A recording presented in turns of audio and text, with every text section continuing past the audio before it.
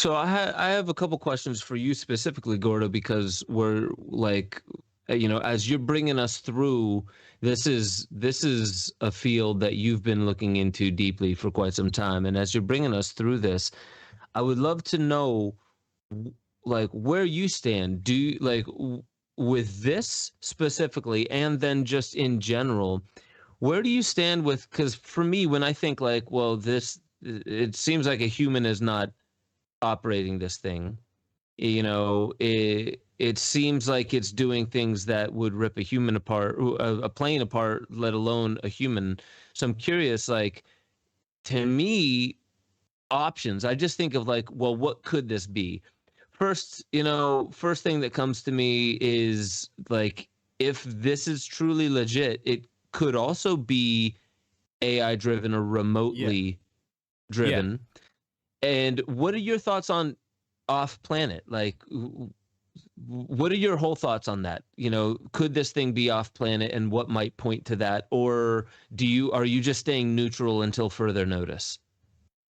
I mean, at this point, so I'm trying to pull up the page here in Richard Dolan's book, because what you're also kind of asking is like, what evidence do we have about what type of groups we're dealing with? And this is in Dolan's book, but he gets into what are the possible different groups, right? And so I'll kind of list them here, but basically he says, basically I concur with his Okay. current speculative analysis on this subject matter, based on my own personal things, based on the research I've done, and based on research of others and meta-analysis. And just real quick, you're saying analysis, not belief. He's bringing together different options of what could be happening here. It's not a singular belief, but it's an analysis of all the evidence that's come in this field, right? Yeah, so I mean, basically, like, what you can only do, and I've somewhat of a little background in economics, and it's similar. Is what you can only do is take historical data and forecast out the closest thing to what you think's going on. So that's essentially what he's did in this book, and what what's interesting to me at this point in my life, because I do think it's definitely real, and I'm of the opinion this is not just human-made stuff. So then, that immediately next question is that involves some sort of structural hierarchy, or some sort of structural culture and civilization behind each of these things. And what he says that I concur with is that there's number one. So he says there's 6 groups essentially, and if I were to go out on a limb and identify the various groups and their agendas, here's how I would see it at this present time. The first group is an ancient and advanced human group. The second is a mantid, like mantis, like praying mantis type looking being / gray group. The third is a reptilian group. The fourth is a short humanoid group called Ebens, which are like extraterrestrial biological entity type ones that people have seen at Area 51 type. The fifth group would be one or more additional groups. So just kind of leaving that just sort of broadly, we don't know, but there seems like there's more than one. And the last is a potential trickster intelligence. So Dolan does really also hit on this idea of AI in this book, where he's like, look, like, he makes the argument, and I kind of disagree with this, that for a civilization that to be monitoring us for possibly as long as 40,000 years and being involved with us for that long, they would need to have some sort of like AI, sort of like essentially kind of like authoritative hierarchy or designed to be able to last as long as an advanced civilization. And I kind of disagree with that, but the bottom line is that these groups have definitely, they understand artificial intelligence to a nth degree more than us, where they're actually possibly creating biologically, possibly, half cyborg, half biological, half AI beings already. They're the ones that could possibly be flying certain craft. You also have just like straight up autonomous robots that could be sent out in these craft. It makes sense. You'd go do exploration missions with your, robots or your beings that you considered, in that role. I don't want to be derogatory here, but, these are essentially people that are a little bit more expendable to your civilization. And then you bring in the bigwigs who then are involved with structural planning and involved in these, which gets pretty out there, the things that they're involved with what experiencers discuss. Things like hybridization programs, taking men's sperm, taking women's ovaries, talking about, trying to possibly be embedded in certain elements of our society and these kind of things. Dolan talks about that in the various agendas in this book. And, that's harder to prove empirically. I totally, understand that. But I also, when you hear certain experiencers, and I met them, I've had my own powerful experience, nothing like an abduction, but it was a powerful sighting. That has an effect for you and for that person if you truly, are with them and believe them. But in a court of law kind of a thing, that's harder, and for the masses to say, I've heard thousands of people tell me their powerful stories. For the masses, that's still not going to be enough. You really do need to have, when it comes to mainstream media and the stuff, you need to have these pilots. You need to have serious forensic evidence. You need to have a really strong case, like if you're an investigative reporter or a lawyer arguing this, to where by the end of it, the jury is going to go, man, all right, like, this is weird, it's bizarre, all these other things, qualifiers, but the evidence really, it's hard to disagree with the case that's been made here. And I take those things into account with all of this stuff. I everything has a certain level of weight to proving this, but bottom line is, when it comes to what are the groups and their agendas, that's the best we have to give us some sort of indication. And those are the groups that most people discuss when they are abducted. Greys are ones very often seen. Human-looking groups are ones very often seen. You can, we can debate where they specifically come from. Zeta Reticuli is a big one for Greys. Pleiades star system is a big one for human-looking groups. Draconius, the Draco star system is a big one, apparently, with reptilians. So I don't know for sure if that's true, but that's apparently certain star systems are correlated. And this goes back to ancient times, obviously, with, the research we've done. And so, yeah, I mean, we're at this point where it's getting really bizarre. Science fiction, reality are really starting to merge. The truth is starting to become a lot stranger than fiction, but I'm extremely optimistic for it. I think it will really be beneficial. I think nothing's a guarantee. We've got to be involved in making this play out well, but the ones that are benevolent, that have really high tech, man, working together, we can do some pretty amazing things, not only on Earth, but I think in the cosmos. I do. I agree. I agree in the sense that I'm really super optimistic by whatever this is, and that doesn't mean I think it's going to be pretty. Because when I say optimistic, sometimes a healing crisis is not pretty, but it is necessary. And what's happening on the planet right now, I'm seeing a lot of healing crises with people all over the world. I won't go deep into it, but when I take a look at plant medicine ceremonies, and someplace like Rhythmia that can house 80 people going through ayahuasca at the same time. And they have support there, which is their infrastructure in the event of a healing crisis or some kind of psychological event. If more than one person has a healing crisis, they start to get stretched really thin.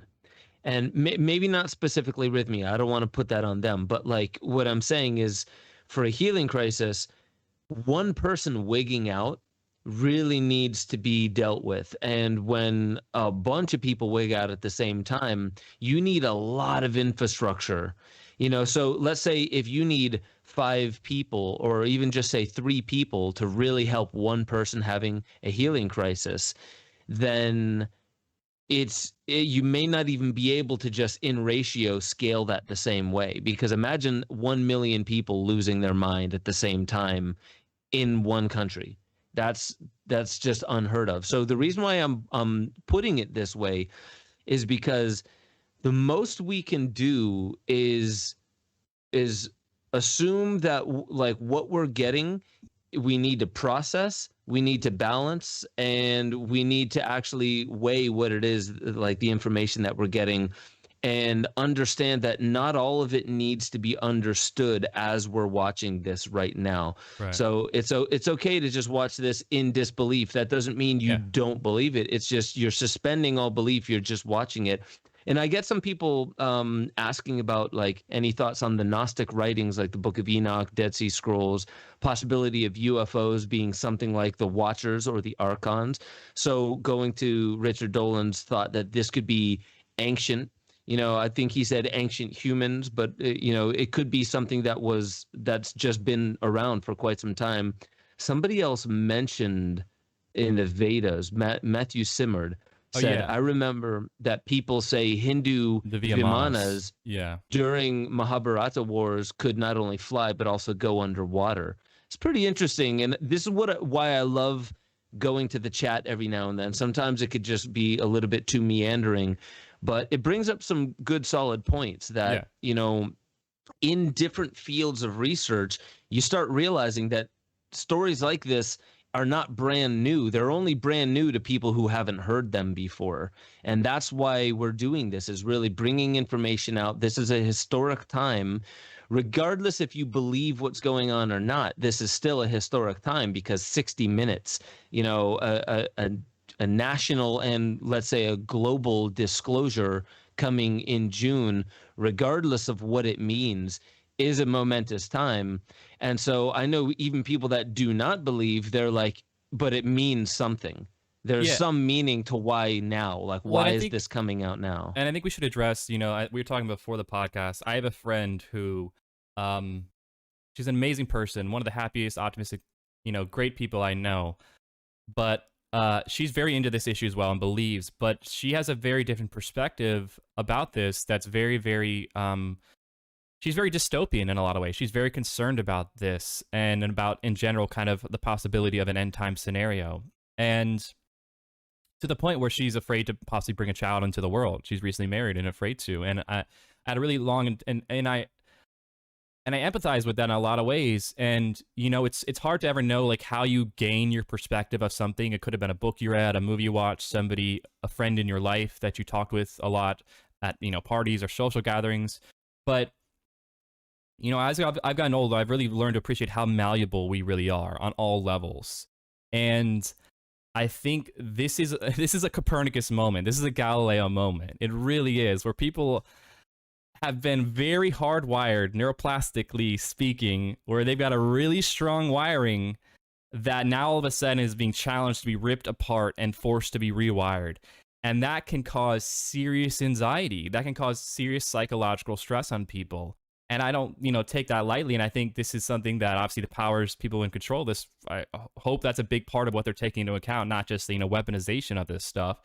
But with that being said, I don't think it should leave us afraid to go into the unknown. I think we can help. This could give us impetus to help each other, help the people who are struggling to accept this in a loving way. Say, look, it's all good. It's not going to be the end. We can really see this in a positive light and switch the perspective to more like I think, but not be naive and say, oh, it's all flowers and sunshine, and we're just going to completely just walk, sort of the Attack of Mars plot where they come up, with the dove, and then all of a sudden. Came in peace.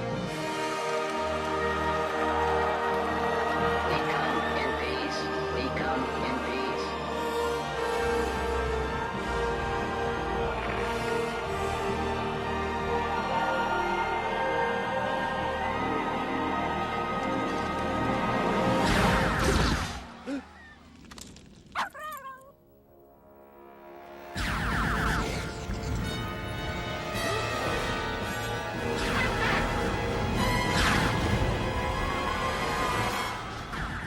And get ray gunned, and it's like, oh wow, this just turned drastically. So like, obviously that's no bueno. We don't want that to happen.